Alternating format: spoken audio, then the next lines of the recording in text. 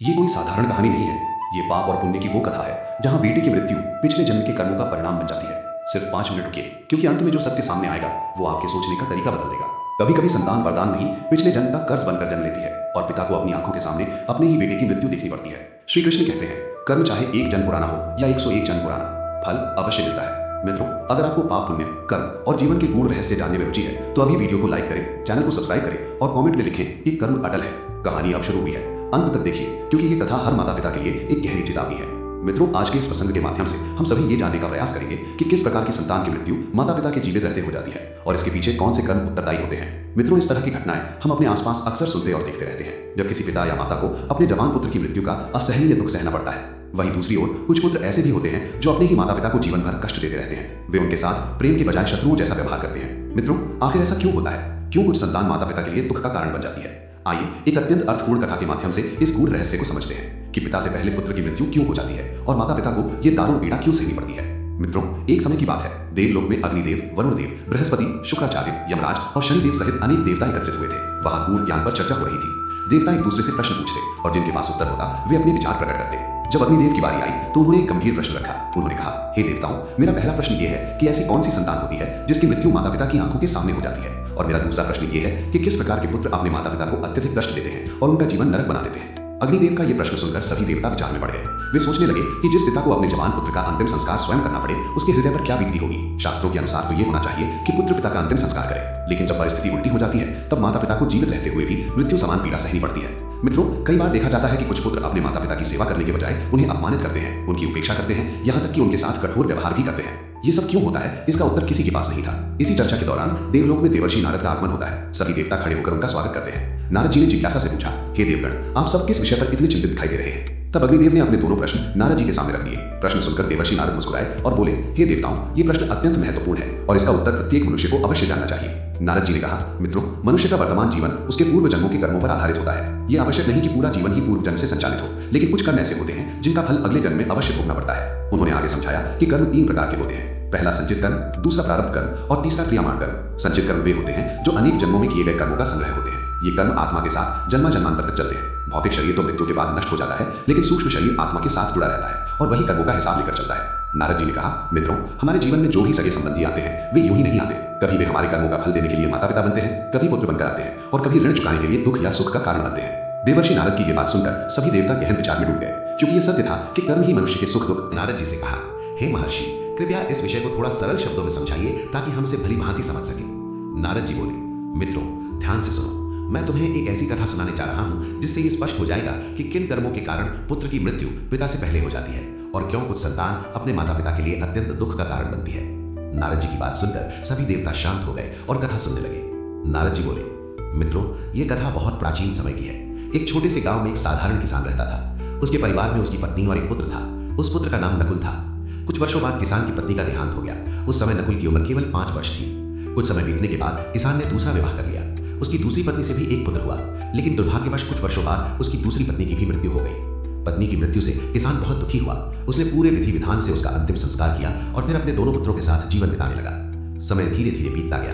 किसान का बड़ा पुत्र नकुल बड़ा हो गया और विवाह योग्य हो गया। किसान ने एक सुशील कन्या देखकर बड़े ही धूमधाम से नकुल का विवाह कर दिया।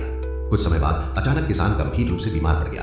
नकुल ने अपने पिता का बहुत इलाज कराया, लेकिन बीमारी इतनी बढ़ चुकी थी कि एक दिन किसान की मृत्यु हो गई। मित्रों, किसान की मृत्यु के बाद उसका छोटा पुत्र अपने बड़े भाई नकुल के साथ रहने लगा। शुरू में नकुल अपने छोटे भाई को प्रेम से रखता था। समय बीतता गया। फिर एक दिन अचानक छोटा भाई भी बीमार पड़ गया। उसकी हालत दिन ब दिन बिगड़ने लगी। नकुल उसे नगर के कई वैद्यों के पास ले गया, लेकिन कोई लाभ नहीं हुआ। इलाज में घर का बहुत सारा धन खर्च हो गया। नारद जी आगे कहते हैं, मित्रों, अब ध्यान से सुनना, क्योंकि यहीं से कर्मों का रहस्य प्रकट होता है। छोटे भाई की बीमारी बढ़ती जा रही थी और नकुल मन ही मन थक चुका था। तब एक दिन उसने अपनी पत्नी से कहा, अगर मेरा ये छोटा भाई मर जाए तो ना तो हमें इसके इलाज पर धन खर्च करना पड़ेगा और ना ही जायदाद का हिस्सा देना होगा। सारी संपत्ति हमारी हो जाएगी। मित्रों, धन के लालच ने नकुल की बुद्धि को भ्रष्ट कर दिया था। उसे अपने प्राणों से अधिक धन प्रिय हो गया था। उसकी पत्नी भी इस दुष्ट विचार से सहमत हो गई। पत्नी ने कहा, हम इसे सीधे मार भी नहीं सकते, नहीं तो लोग हम पर शक करेंगे। क्यों ना किसी वैद्य को धन का लालच देकर यह काम करवाया जाए, सबको लगेगा कि बीमारी से इसकी मृत्यु हुई है। नकुल ने पत्नी की बात मान ली। वो एक ऐसे वैद्य के पास गया जो धन का अत्यंत लोभी था। नकुल ने उसे बड़ी मात्रा में स्वर्ण मुद्राएं देने का वचन दिया और कहा कि दवा के बहाने उसके भाई को जहर दे दे। पहले तो वैद्य डर गया, लेकिन जब उसने धन की मात्रा सुनी तो उसका मन डगमगा गया और वो इस पाप कर्म के लिए तैयार हो गया। अगले दिन वो वैद्य इलाज के बहाने आया और छोटे भाई को जहर दे गया। मित्रों, अपने छोटे भाई की मृत्यु के बाद वो पति पत्नी भीतर ही भीतर बहुत प्रसन्न हो गए। वे मन ही मन सोचने लगे कि अब उनके जीवन से सबसे बड़ा रोड़ा हट गया है। अब ना तो किसी को संपत्ति का हिस्सा देना पड़ेगा और ना ही इलाज पर धन खर्च करना पड़ेगा। छोटे भाई की सारी जमीन और जायदाद अब पूरी तरह उनके अधिकार में आ चुकी थी। ये सोचकर वे दोनों अत्यंत खुश थे। मित्रों, यहाँ एक बात हमेशा याद रखने योग्य है, जो सुख किसी के दुख की नींव पर खड़ा होता है और जो धन किसी की हिंसा से प्राप्त किया जाता है, वो कभी भी मनुष्य को सच्चा सुख नहीं दे सकता। जो लोग दूसरों को कष्ट देकर सुख पाने की सोचते हैं, उनके जीवन में एक दिन ऐसा भयावह दुख आता है कि वे जीवन भर अपने कर्मों पर पछताते रहते हैं। कथा को आगे बढ़ाते हुए देवर्षि नारद कहते हैं, हे देवताओं, इस प्रकार बड़े भाई ने अपने छोटे भाई की हत्या कर उसकी सारी संपत्ति अपने नाम कर ली। किसी भी गांव वाले को इस बात पर संदेह नहीं हुआ। सभी यही सोचते रहे कि वह कितना अच्छा भाई है जिसने अपने सौतेले भाई की भरपूर सेवा की, इलाज कराया, लेकिन बीमारी ही इतनी गंभीर थी कि वह बच नहीं सका। लोगों को क्या पता था कि वह बीमारी से नहीं बल्कि षड्यंत्र से मारा गया था।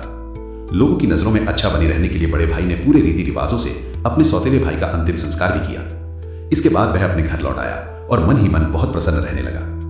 समय बीतता गया। कुछ वर्षों बाद उसकी पत्नी गर्भवती हुई और नियत समय पर उसने एक पुत्र को जन्म दिया। पुत्र प्राप्ति की खुशी में घर में बड़ा उत्सव हुआ।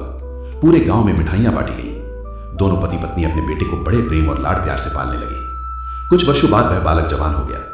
तब बड़े भाई ने अपने बेटे के लिए एक सुंदर कन्या देखकर उसका विवाह बड़े धूमधाम से कर दिया।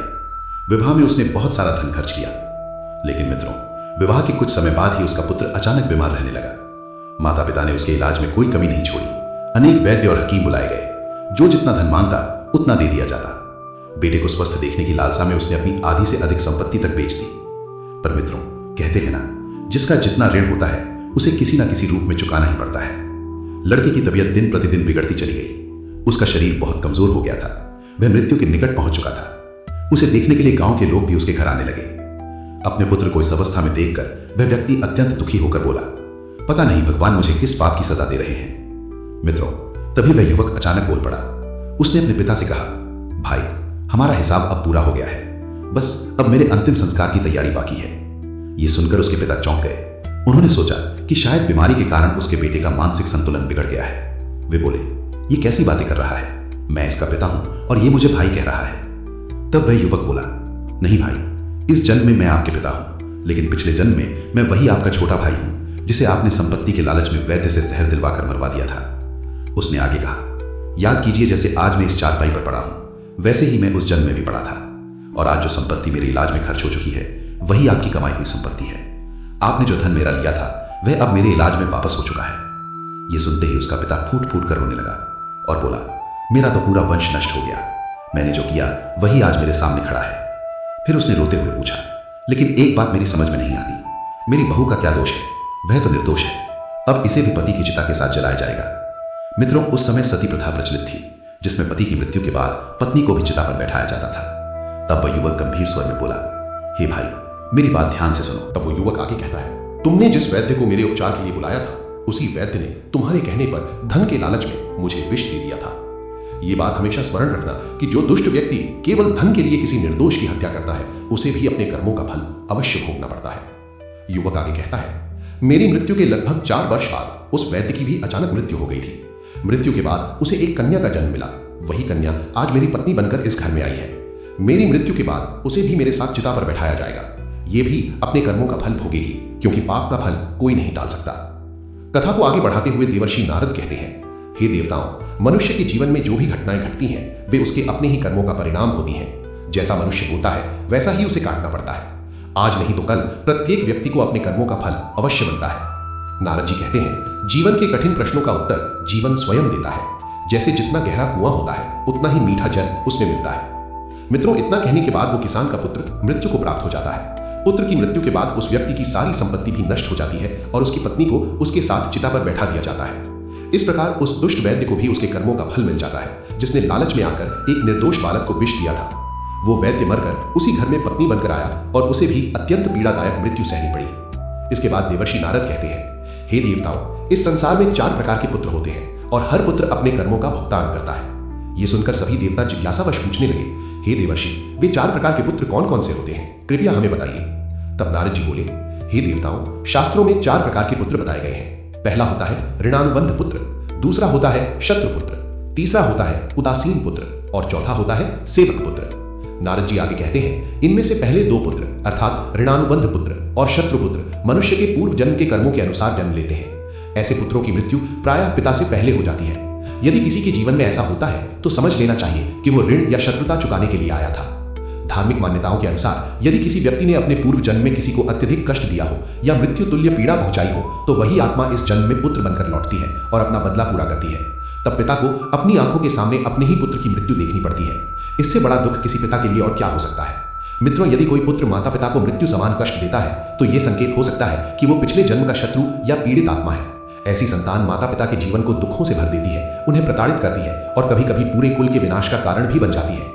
कथा के अंत में देवर्षि नारद कहते हैं, हे देवताओं, इस संसार में 4 प्रकार के पुत्र होते हैं और हर पुत्र अपने कर्मों का भुगतान करता है। ये सुनकर सभी देवता जिज्ञासावश पूछने लगे, हे देवर्षि, वे 4 प्रकार के पुत्र कौन कौन से होते हैं, कृपया हमें बताइए। तब नारद जी बोले, हे देवताओं, शास्त्रों में 4 प्रकार के पुत्र बताए गए हैं। पहला होता है ऋणानुबंध पुत्र, दूसरा होता है शत्रुपुत्र, तीसरा होता है उदासीन पुत्र और चौथा होता है सेवक पुत्र। नारद जी आगे कहते हैं, इनमें से पहले 2 पुत्र अर्थात ऋणानुबंध पुत्र और शत्रुपुत्र मनुष्य के पूर्व जन्म के कर्मों के अनुसार जन्म लेते हैं। ऐसे पुत्रों की मृत्यु प्रायः पिता से पहले हो जाती है। यदि किसी के जीवन में ऐसा होता है तो समझ लेना चाहिए कि वो ऋण या शत्रुता चुकाने के लिए आया था। धार्मिक मान्यताओं के अनुसार यदि किसी व्यक्ति ने अपने पूर्व जन्म में किसी को अत्यधिक कष्ट दिया हो या मृत्यु तुल्य पीड़ा पहुंचाई हो तो वही आत्मा इस जन्म में पुत्र बनकर लौटती है और अपना बदला पूरा करती है। तब पिता को अपनी आंखों के सामने अपने ही पुत्र की मृत्यु देखनी पड़ती है। इससे बड़ा दुख किसी पिता के लिए और क्या हो सकता है।